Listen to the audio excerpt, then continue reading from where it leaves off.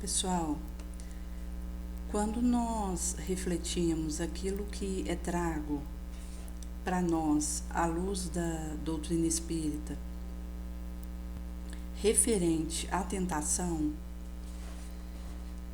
vai ser mostrado para nós que com aquilo que eu cultivo, eu posso fortalecer os fios, mesmo que invisíveis, mas do desejo que este pode estar degenerado. Numa análise da nossa situação e daquilo que é em nós uma tendência, quando eu tenho momentos de refazimento e de encontro comigo mesma, para que eu possa corrigir arestas, retificar algo no caminho, ratificar uma dada conduta que eu percebo que é por ali mesmo, agremio mais questões em torno daquela proposta e fazer a reflexão em relação àquilo que esteja no meu entorno, isso vai dizer... Desculpa, pessoal, apareceu uma tela aqui, tirei ela. Isso vai trazer a análise, o estudo das nossas imperfeições próprias e um trabalho sem solução de continuidade em combater isso. Então, ao mesmo tempo que acontece um olhar para a minha imperfeição e um labor no sentido de frenar isso, combater e vencer isso, pelo esforço de automelhoria, a gente vai conseguindo, no dia seguinte, trazer algo de melhor do que na véspera. Isso vai nos permitindo uma bem-sucedimento nessa proposta.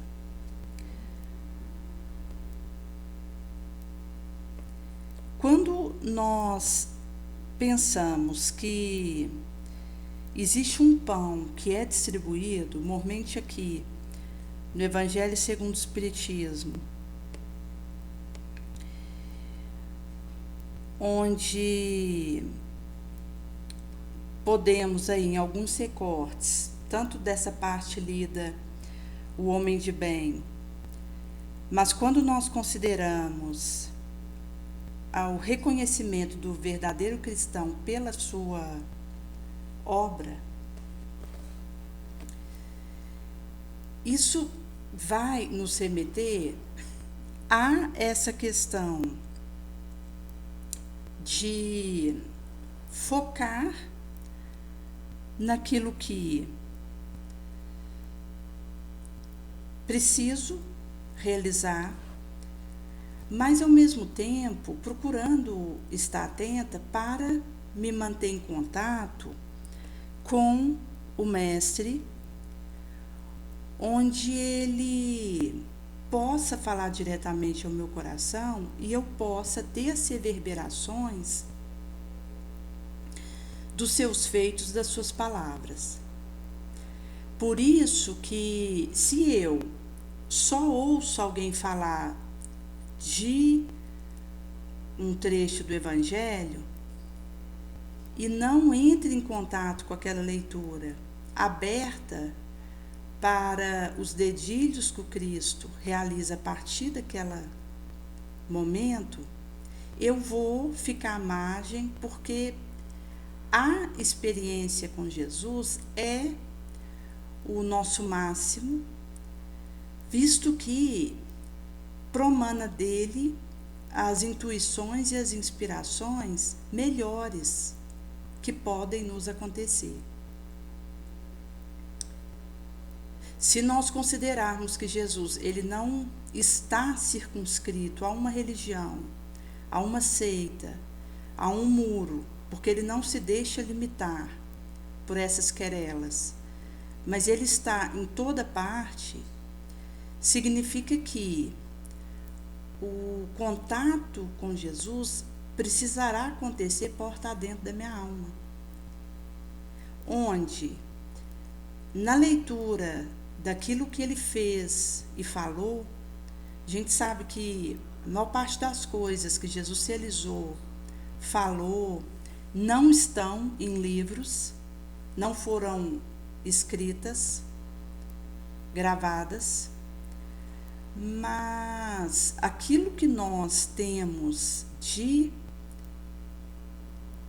Evangelho, Mateus, Marcos, Lucas e João, e o de Lucas são as lembranças de Maria, que a partir do depoimento de Nossa Senhora, daquilo que ela trouxe, das suas lembranças aí com Jesus, até mesmo tudo que ela viveu antes de Jesus encarnar, através dela, em que ela já teve aí toda uma preparação, mesmo quando a gente fala do astral, porque só para Jesus supõe-se uns 4.000 anos de preparação que ele teve para encarnar entre nós.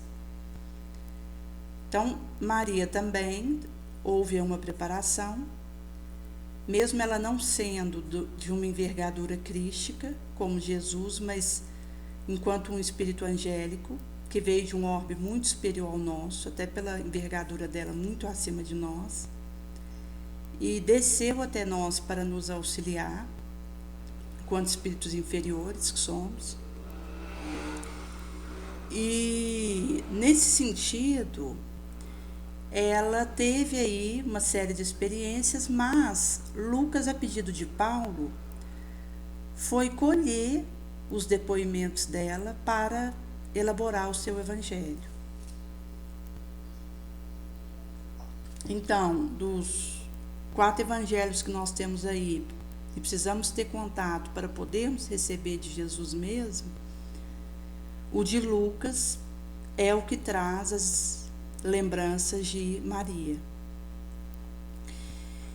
E, em sendo assim, inclusive quando Paulo ele já estava aí preso, ele estava já prenunciando a sua desencarnação, que ele seria decepado, ele pede então para Lucas ir até Maria para fazer isso, porque ele tinha esse desejo que ele acalentava de ir ter com Maria e pegar o relato das suas lembranças para escrever o evangelho, mas ele já não poderia mais, porque ele estava preso, encarcerado, e já tinha tido um vaticínio ali da sua decapitação. Daí ele precisaria permanecer ali na prisão onde ele estava, e para que esse desejo dele acalentado se concretizasse, ele pede a ajuda de Lucas, que então vai até Maria e pega esses relatos e escreve esse evangelho. Em sendo assim, quando nós estamos em contato direto com Jesus, nós receberemos as melhores orientações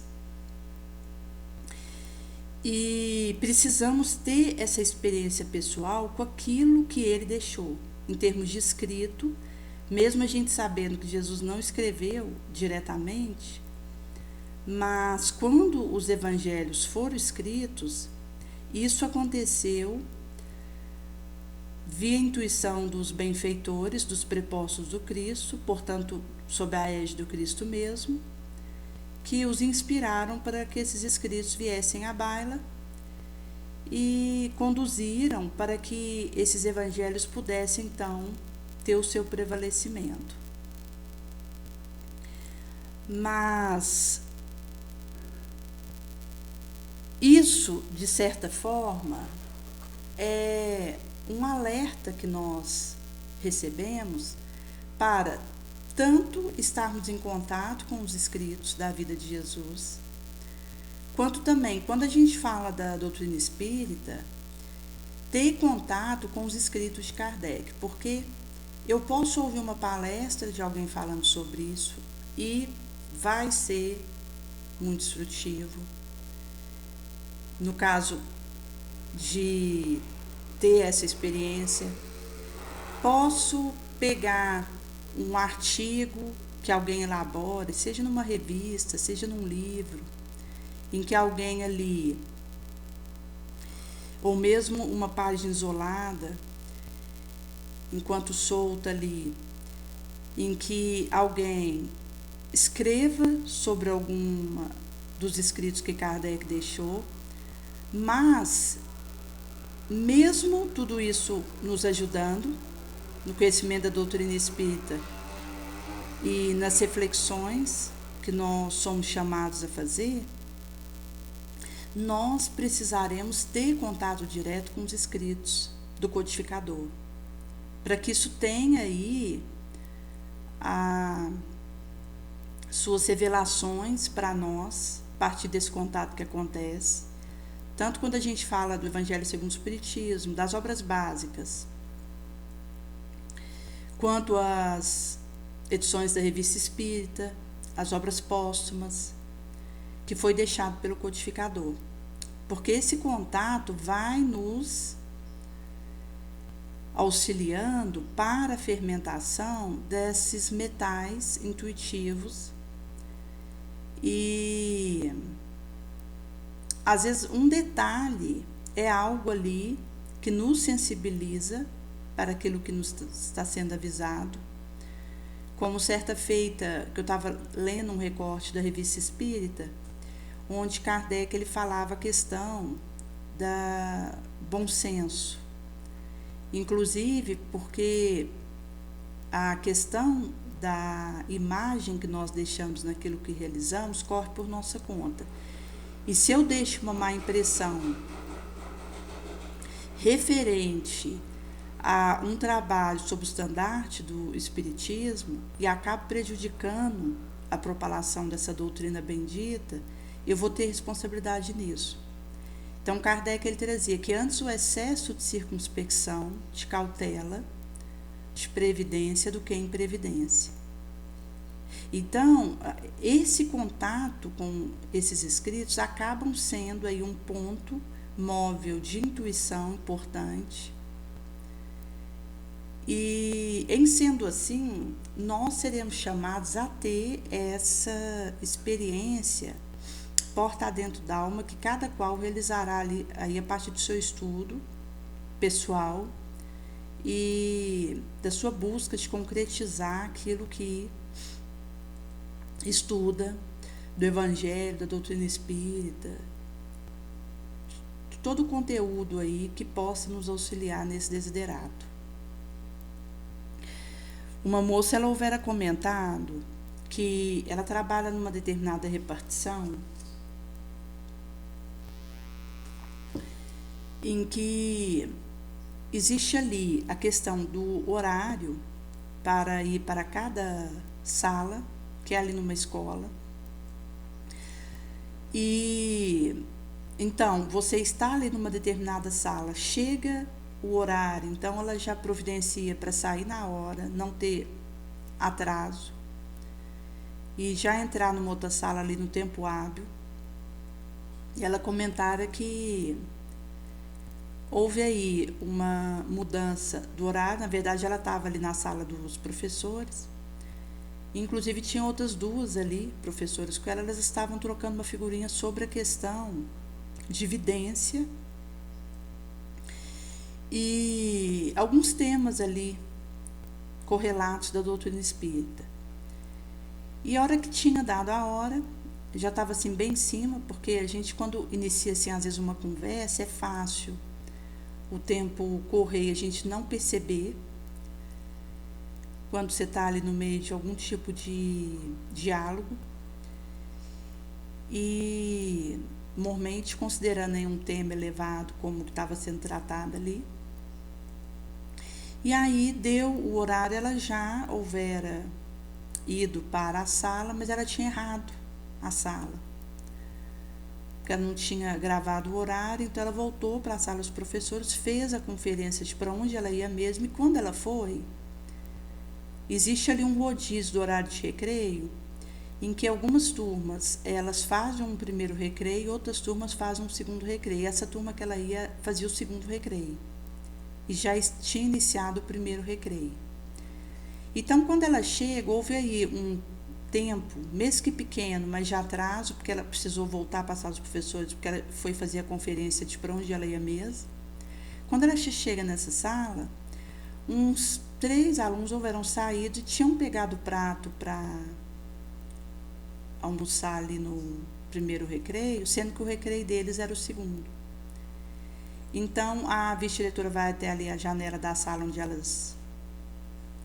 estava e avisa que alguns alunos tinham saído, pego ali um prato e já estavam para fazer o lanche de forma indevida. Então, ela sai, vai até eles e por um outro caminho, do outro lado do corredor, eles entram na sala.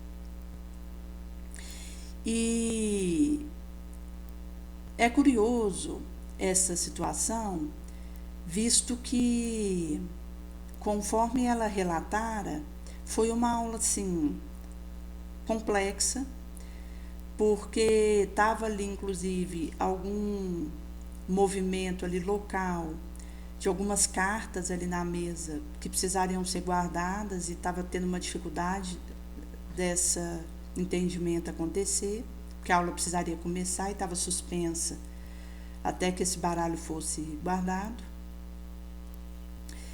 E, em sendo assim, ela explicava que um descuido que ela teve poderia ter levado a um comprometimento grave do trabalho ali encetado. Porque ela que sempre está atenta para chegar na hora e sair na hora, naquelas trocas de horários de sair de uma sala ali para outra, num momento ali que deu uma janela insignificante de atraso, acontece um episódio como esse, mostrando como que a tentação ela aproveita as ocasiões e cava essas ocasiões para nos quedar, nos cair. E essa questão da tentação é curioso porque, conforme aquilo que eu cultivo no meu campo íntimo, eu vou acabar tendo aquela tentação que vem sobre mim, fortalecendo a força que isso tem sobre mim. Então, se eu costumo cultivar dentro de mim o pensamento calunioso em relação a alguém, quando vem uma situação que alguém vem falar mal de outrem para mim, que cria uma ambiência tentadora para mim, por me encontrar com aquela tendência de ter pensamento calunioso em relação a outrem, isso torna aquela energia muito forte sobre mim e dificulta muito eu dar conta de sair daquilo e vencer aquela tentação, aquele convite para caluniar alguém.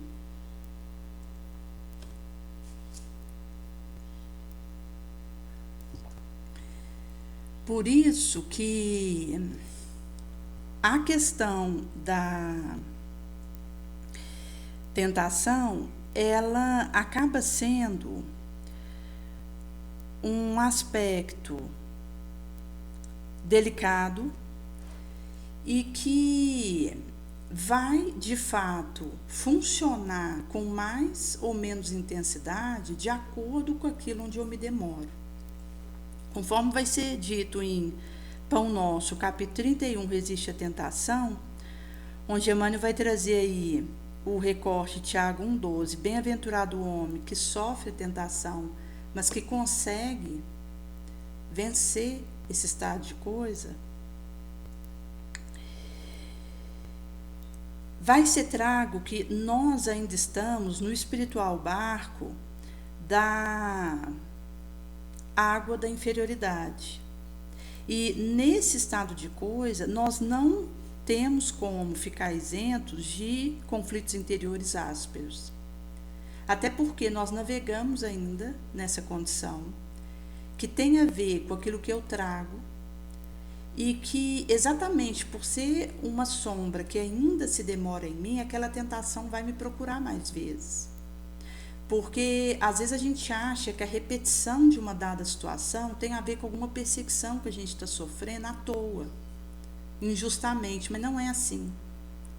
Quando uma dada situação volta sobre mim na forma tentativa e que eu me sinto pressionada para ser arrastada para uma dada queda, e eu percebo que essa condição se repete mais vezes, isso tem a ver com a sombra mesmo que eu trago. Porque a partir do momento que isso tivesse sido rompido, extirpado de dentro de mim, eu não mais encontraria a experiência da tentação. Por isso, quando Jesus fala para a gente perdoar 70 vezes 7 cada ofensa, é porque ele sabia que no estado que nós estagiamos na Terra, aquilo que nos ofende voltaria várias vezes. E para quem tivesse como fraqueza a dificuldade de perdoar, o orgulho, e ainda tivesse aí necessidade de preservar uma imagem, ele teria aí um risco grande de cair nessa tentação do rancor, quando determinada situação o alcançasse. E em sendo assim, por ele ainda ter essas situações inferiores dentro de si, do orgulho, da apego à sua própria imagem, melindre, quando aquela tentação o alcançasse, se ele conseguisse vencer aquela situação, ele poderia guardar que voltaria mais vezes. E vai chegar num ponto, gente, que a questão nem é que vai parar de vir o que nos tenta, mas é que aquilo já não vai ter tomada sobre mim, porque o plugue já não vai mais existir pela vitória sobre mim mesma e a mudança de patamar vibratório definitivo. Por isso que, se eu procuro empreender a melhoria de mim mesma, e para isso eu utilizo tanto o obstáculo quanto o trabalho do orbe, nós precisamos estar preparados para que as dificuldades multipliquem, visto que quando nós estivermos nos preparando e conseguindo fazer essa lapidação de nós mesmos, nossos canais intuitivos, fortalecimento da nossa individualidade, cristalização da nossa fonte mediúnica, lapidação inspirativa, isso vai nos colocar em condições de enfrentar ainda mais dificuldades. Então não significa que vai diminuir os problemas e as dificuldades, mas que vão aumentar mesmo, porque na medida que nós estamos mais preparados, nós conseguimos passar por ondas mais tormentosas, que são aquelas que melhor nos preparam para o trabalho que precisamos realizar. Porque quem fica num banho-maria, tomando uma água de coco e mergulhando no mar, ele não desenvolve força moral. Por isso que na pauta que a gente vai tendo condição moral e preparo que a gente vai efetuando em nós mesmos e a gente é bem sucedido nisso, é que as dificuldades vão surgindo mesmo, para tirar mais de nós. Mesmo porque o indivíduo que ainda não tem força moral suficiente para passar determinadas situações, precisa guardar uma evolução mínima dele para viver as expiações que o esperam. Por isso que às vezes alguém comete um latrocínio e ele só vai encontrar a expiação do que ele fez talvez daqui 3 existências, que é quando ele vai ter evolução suficiente, fôlego moral o bastante para passar aquela expiação. Caso contrário, ele é esmagado por aquilo e não consegue aproveitar, porque ele precisava daquilo. Por isso que quanto mais a gente desenvolve esses talhos morais da força, mais dificuldades vão chegando até nós, inclusive na forma de compromisso, de trabalho mesmo, que vão sempre exigindo um pouco mais de nós.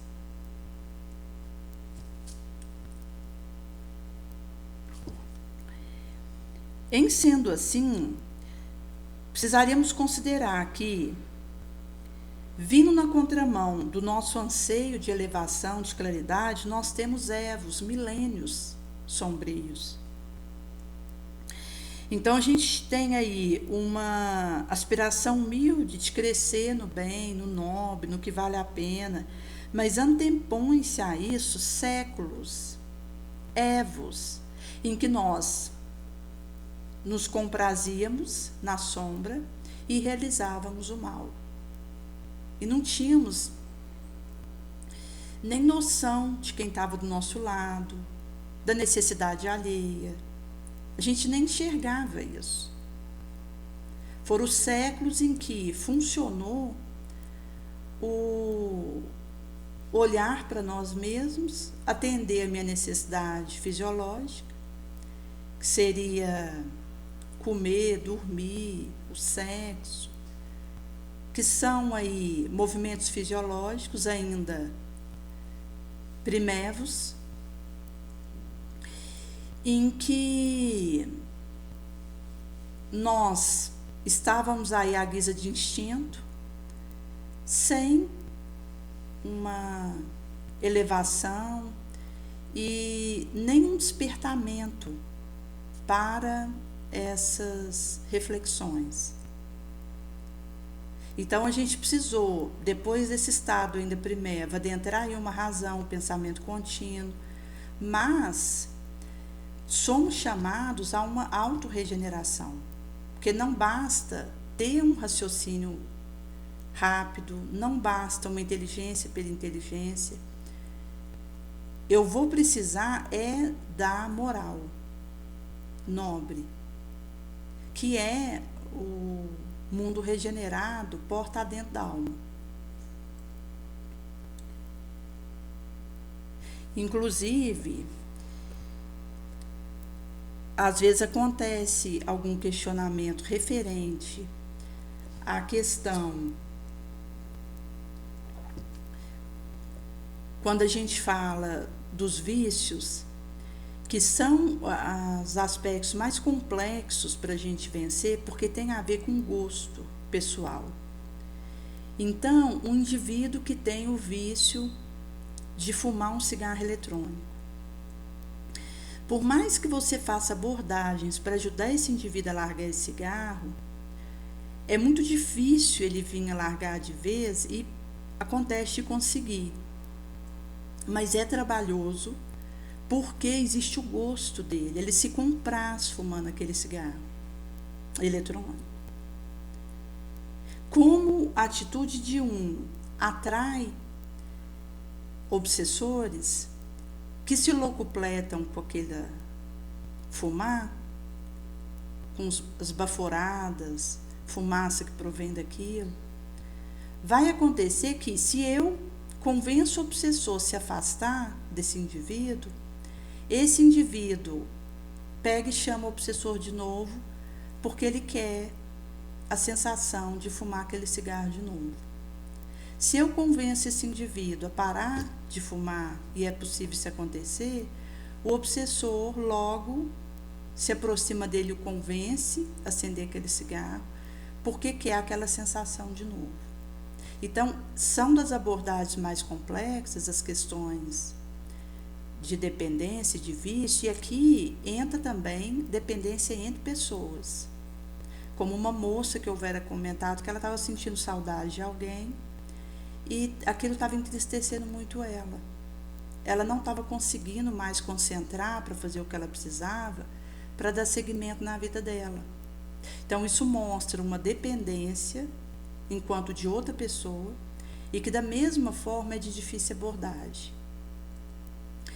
Por isso que, quando a gente fala, por exemplo, a questão do sexo anal, isso, se nós, por exemplo, fazemos uma pesquisa sobre o que isso é colocado no midiático, as informações que são colocadas ali vão dizer que é bom, que vale a pena, sendo que os estudos médicos que acontecem em torno disso mostram os comprometimentos a endocardite, periocardite, são problemas no sistema circulatório, que tem a sua circuitária impactada e adoecida por essa prática, e que, inclusive, de aumentos contundentes nas neoplasias, mormente malignas, que acontece a partir, principalmente de homossexuais, que têm aí uma prática maior desse tipo. Mas, em considerando quem venha a ter essa prática, tem aí agressões importantes do intestino grosso e também com toda a contaminação que acontece, que chega ao coração, inflama a parte de defesa, compromete a circuitaria nervosa e endócrina, e o indivíduo acaba tendo aí uma série de comprometimentos, inclusive no rim e no urinar, devido a essa prática. Mas por que os meios de comunicação não deixam isso claro? Pela questão do vício. Então, mesmo que uma informação, ela não seja verdadeira, e perceba-se que aquilo é para vender um produto, como falar que essa prática do sexo anal, ela é benéfica, porque existe o desejo de vender um produto ali pornográfico a partir dessa informação.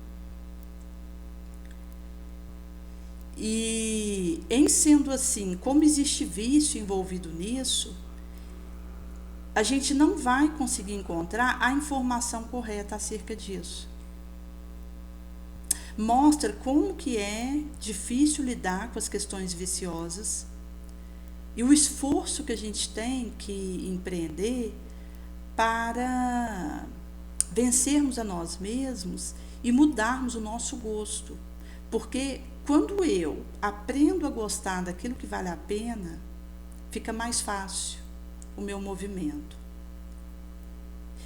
Não poderei esperar gostar do elevado espontaneamente, devido à minha sombra e tendência que há em mim ainda inferior, mas na pauta que eu tenho vontade de fazer um caminho melhor para mim, eu consigo modificar o meu gosto mesmo. Então eu vou encontrar alegria, paz, ânimo, em ter uma rotina que me ajuda a ser mais saudável, a ter uma harmonia psíquica, com menos vício e mais doma sobre mim mesma, que vai permitindo aí essa libertação do nosso ser. Uma moça, ela está grávida e ela já fumava antes de acontecer a gravidez. E depois que ela houver tido notícia da gravidez, ela continua fumando do mesmo jeito. Sabe do malefício que está levando para o bebê, do comprometimento que implica, mas a dificuldade do indivíduo com essa dependência que ele traz faz com que, mesmo sabendo, não consiga romper com aquilo. Mas nós conseguimos deixar de gostar do que nos faz mal e aprender a gostar do que nos faz bem. Inclusive, gente, isso tem a ver com a questão de amar a nós mesmos como Jesus nos ama. Porque a gente sempre traz aqui a questão de amar o outro como Jesus nos ama, e isso começa com amar a mim mesma como Jesus me ama. Então, viria de Jesus para mim eu me apegar a um vício?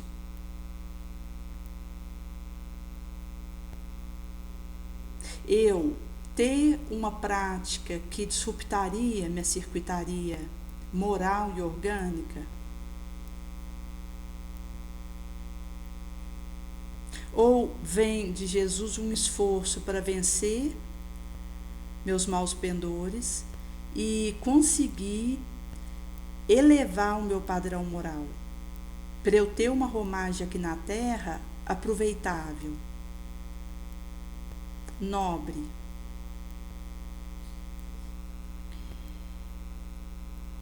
Por isso que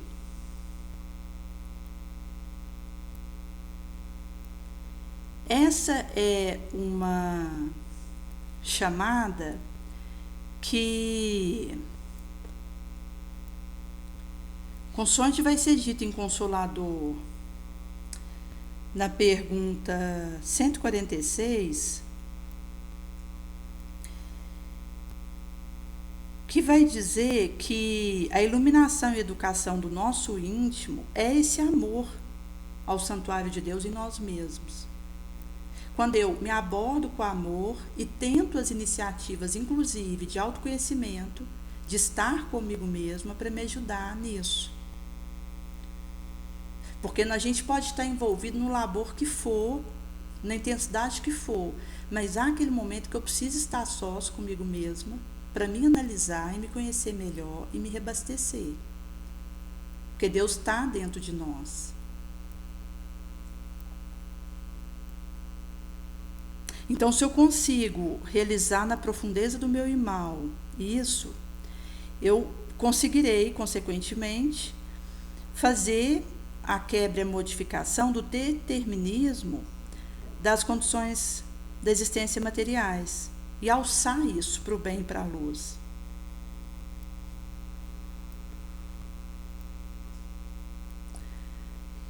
E aqui vai trazer um pouquinho que, se eu acabo eliminando a minha própria energia, porque aqui já é o oposto disso. Porque, por um lado, me amar como Jesus me ama e, por outro lado, me autoexterminar. Eliminar a minha energia, tentar contra mim mesma.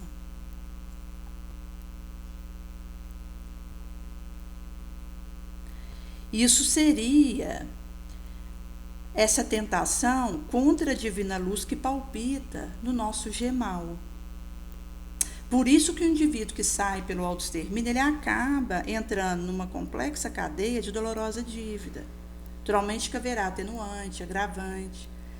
Porque nós estamos falando de uma conduta oposta àquilo que Jesus nos trouxe, que é nos amar como Ele nos ama.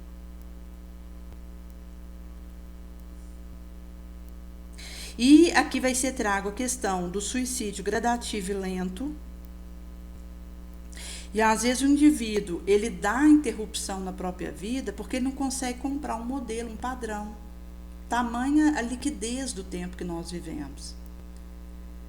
Então, a gente está a braço com padrões, com fantasias, com ilusões, e que eu quero comprar aquilo, mesmo que isso signifique a minha derrocada. Mesmo que eu perceba que para ter aquilo, eu vou esmagar a mim mesmo. Eu continuo decidindo o que quero.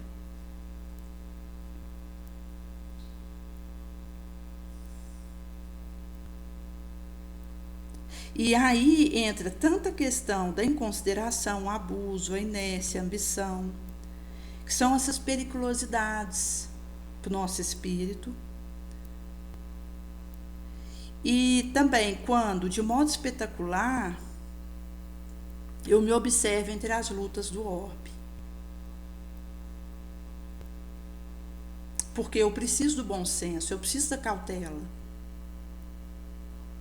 Eu já tenho aí os escândalos que eu trago de outras existências e que eu sou chamada a vencer com a minha vontade e com o meu esforço. Em sendo assim, se eu caio na temeridade, eu acabo que faço uma desafiação do escândalo, da morte.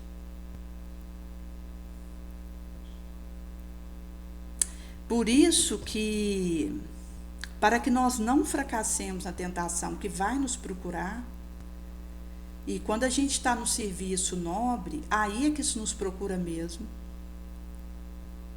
Até considerando que aqueles que estão dando conta de um caminho elevado, ele vai ser espreitado para cair. E geralmente o obsessor que nos espreita, ele aproveita a ocasião para que a gente aparentemente venha a cair por nós mesmos, ou cava, provoca esses instantes.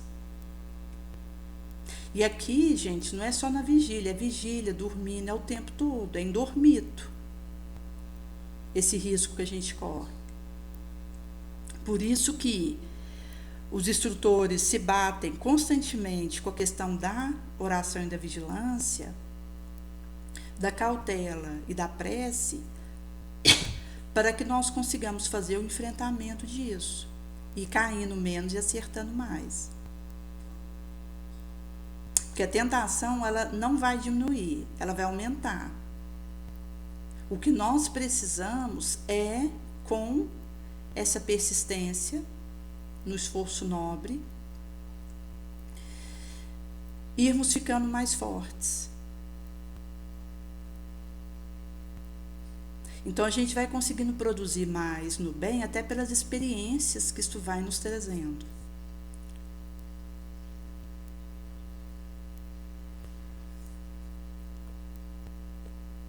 Em sendo assim, a questão do tratamento, por exemplo, espiritual de um órgão orgânico, um assistencialismo, e se demorar em termos estéril, se necessário, isso tudo atrasa a nossa marcha. Como no momento ali numa sala, que tinha ali alguns alunos que houveram tido um desentendimento, e ali, como já estava um clima pesado, foi feita a proposta ali, por um deles, de terminar aquela aula com o Pai Nosso. Mormente, nós estarmos atentos aí para essa questão da oração e de estarmos nessa disposição,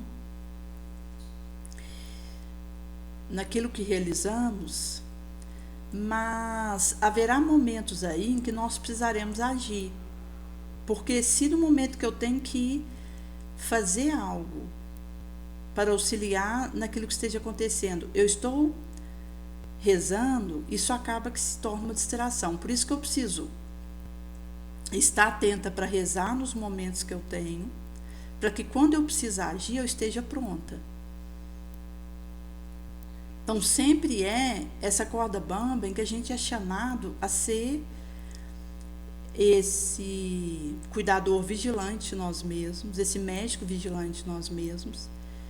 E com esse processo a gente vai conseguindo, então,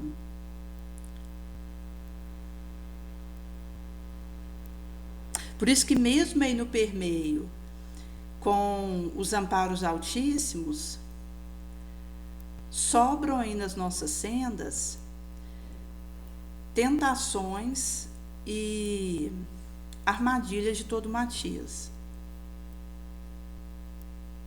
Mesmo que nós nos acreditemos, enquanto aprendizes, a vencer os dragões da animalidade primeva, que ronda nossas frestas, nossas portas, todavia, quando menos esperamos, às vezes por um pentelésimo de segundo, degradante sugestão, de novo vai nos espreitar, nos compelindo a uma batalha porfiada. Como esse exemplo que a moça houver dado, que ela sempre está atenta com essa questão do horário. Um momento que isso escapole, acontece todo um cortejo infeliz que poderia ter uma repercussão mais gravosa. Porque ali ela estava atenta, normalmente quando a gente considera que ela é uma pessoa de oração e Jesus vem ao encontro, porque é do Cristo que promana a vitória. Mas ali, como ela estava com essa vigilância, ela conseguiu ali fazer aquele momento poder ser continuado sem que tivesse repercussões escandalosas, gravosas. Mas mesmo quando nós vencemos esses dragões bárbaros que trazemos, nós estamos sendo rondados por degradante sugestão que nos espreita repetida vez. Isso é um compelimento, uma compulsão a uma batalha porfiada, a uma luta sem trégua, que é de mim para comigo mesmo. Vencer-me mesmo. E se a gente considera, por exemplo, a sepultura, quando eu demando o além, isso não vai nos onerar do atrito trevoso. Porque a raiz disso alastra no nosso espiritual enquanto organização mesmo. Para que nós nos livremos desse estado de coisa, a gente precisa morrer a nossa imperfeição. Vencer isso. Por isso que nós precisaremos dessa construtiva tolerância em derredor da humana caminhada, compaixão, porque sempre que eu aponto o dedo para alguém, isso na verdade diz das minhas deficiências que se derramam naquilo. Por outro lado, se eu consigo viver a compaixão e a caridade, isso diz do vitória que eu estou tendo sobre a minha sombra.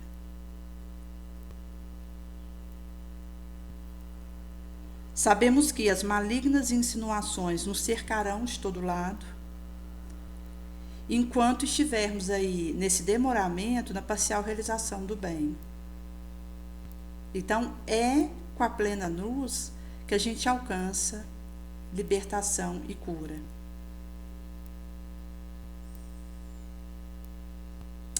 Mesmo que não nos seja possível abordar o absoluto triunfo, bem-aventurado, consoante vai ser paragrafado pelo apóstolo, aquele que sofre, que vive a tentação.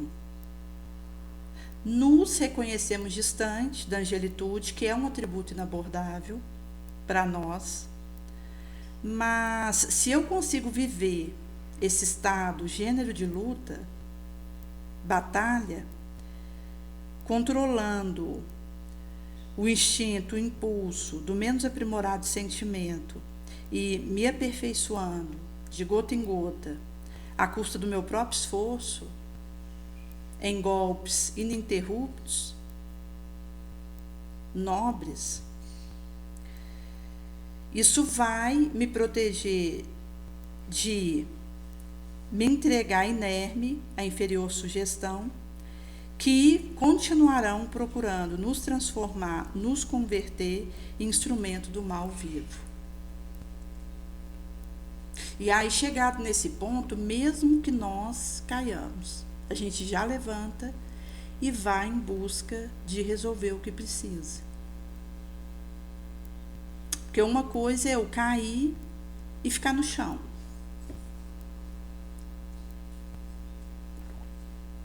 Outra coisa é perceber que tive uma queda, um deslize, mas na mesma hora eu já levanto e vou consertar o que precisa.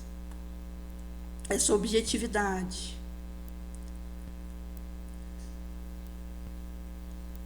Que tem a ver com economia de tempo também, de trabalho, de energia, porque a objetividade naquilo que é elevado nos faz focar no que importa.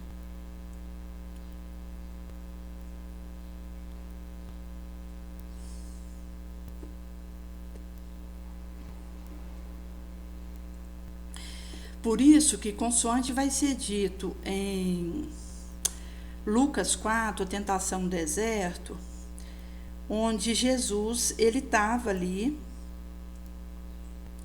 no deserto por 40 dias, onde ele não havia comido durante esse período, ele teve fome. Ele poderia ter se mantido no estado sem fome, se ele quisesse, mas ele quis viver essa experiência puramente humana de ficar 40 dias sem comer e ter fome, para nos dar um exemplo da sua atitude diante dessa situação. Então, o diabo vai falar para ele que se ele fosse filho de Deus mesmo, ele poderia ordenar a pedra para virar pão. Quer dizer, Jesus poderia, inclusive, ter evitado a própria fome, se ele quisesse. Quanto mais fazer uma pedra virar pão. E o tentador sabia disso. E vai aí abordá-lo referente a se de fato ele fosse quem ele dizia que era, o Filho de Deus, para ele ter essa atitude diante aí do tentador. E Jesus responde que o homem não viverá apenas do pão, mas de toda palavra que sai da boca do próprio Deus. Então o tentador o transporta, mostrando para ele, num local de Alpe, todos os reinos do orbe, num átimo de tempo. E diz para ele, eu vou te entregar toda essa autoridade e essa glória, esse louvor deles.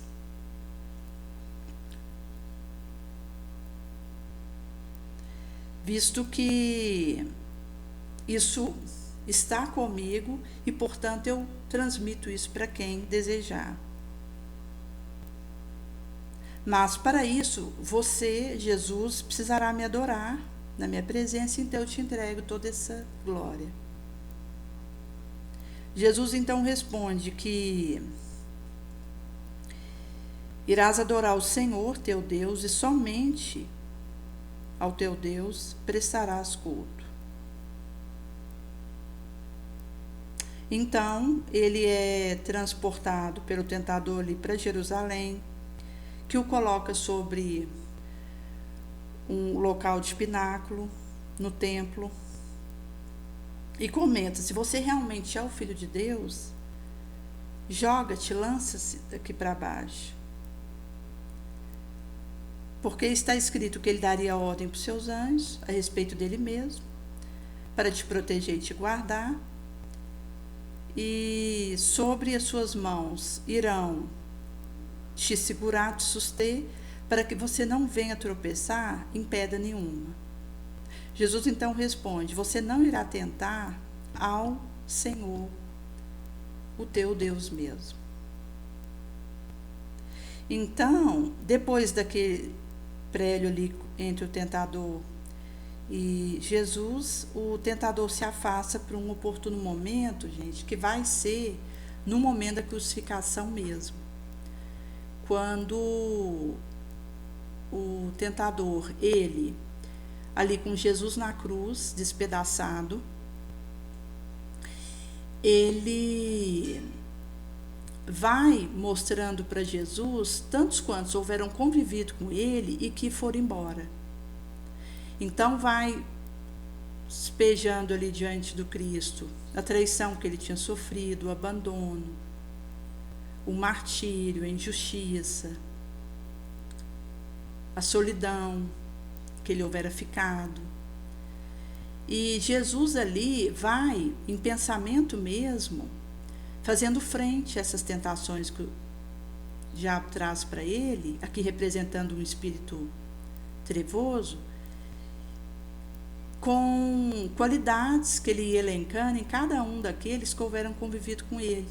Então, ao mesmo tempo que o tentador tentava fazer Jesus se voltar contra aqueles que o houveram abandonado, dentre outras situações infelizes que eles fizeram ali quando Cristo mais precisava deles, Jesus ele ia contrapondo a isso qualidade de cada um. Então, mesmo naquela situação ali limítrofe que Jesus estava, porque ele estava ali para desencarnar depois de muitos tormentos, a gente considerar que quando ele esteve ali aquela noite preso, antes de fazer o caminho até o Calvário, ele foi barbaramente martirizado, supliciado e torturado. Depois ele já houvera feito aquele caminho, levando a cruz. E ali, já crucificado, ele estava realmente nas agonias derradeiras. E nesse momento Jesus faria funcionar as bênçãos derradeiras, sacrossantas, que seriam espargidas erva fora. Então, enquanto o tentador ia trazendo para Jesus as falhas de cada um, falando para Jesus que deveria amaldiçoá-los, e acabar tendo uma atitude em relação a eles de reprovação, Jesus ia abençoando cada qual, vendo as qualidades que cada um tinha. E é nesse momento que Jesus então diz: Pai, perdoa-lhes, eles não sabem o que fazem. Que nem era tanto para quem estava ali, pagão, e que não conhecia o Cristo e estava o supliciando, mas para tantos quantos houver estado com ele e o abandonaram. Houveram sido infiéis, traído, mas que se estenderia para toda a humanidade, porque então nesse momento se rasga uma estrada vinda de uma estrela, em que os anjos vêm até Jesus, preparando aí a sua subida gloriosa. Então Jesus ele vai trazer para nós aí, na sua exemplificação, a vitória sobre a tentação. Então ele já tinha estado no deserto 40 dias, tinha vivido esse suplício de ser tentado,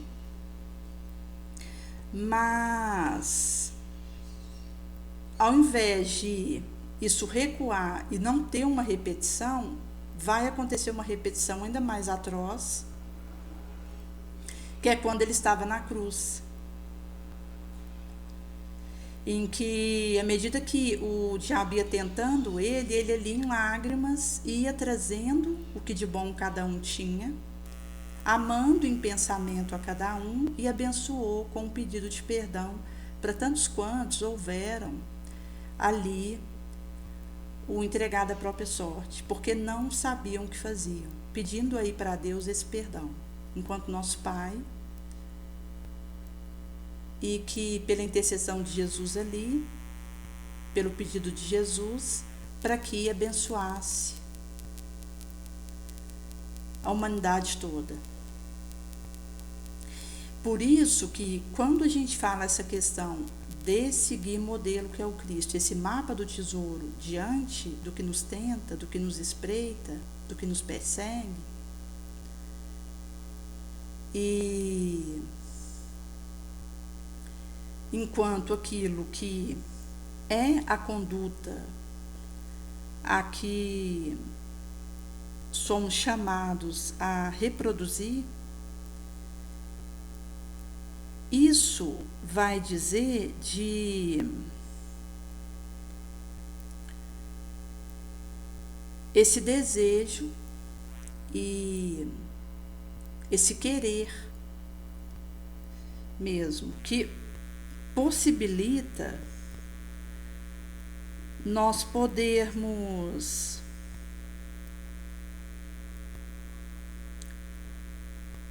em meio aí às reveses que nós estejamos experimentando,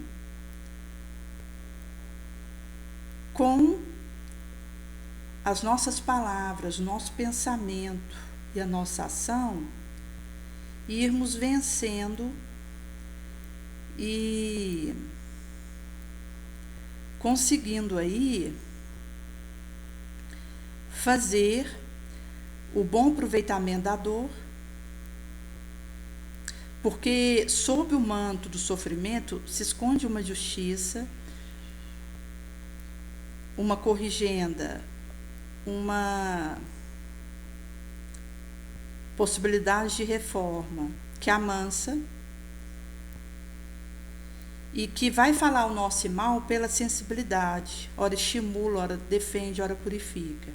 Porque a caridade é o máximo poder, que faz golfar das vivas rochas a linfa pura do sentimento. Ela é o manto de toda nudez e a realeza celeste. Onde ela pousa, ela deixa um traço indelével. Se a indomável fera não lhe resiste, se não as esquece os irracionais, enquanto o que recebem desse amor genuíno em blandícias, afagantes, o espírito, então, muito mais se beneficiará disso. Em sendo assim, a caridade é o amor do Pai que nos une, vai cobrir todo e qualquer armadilha, abismo que nos separe, e vai fazer a modificação, a transubstanciação dos meios onde vivamos. Por isso que na paciência, mas na ação nobre, a caridade ela sempre nos beneficiará.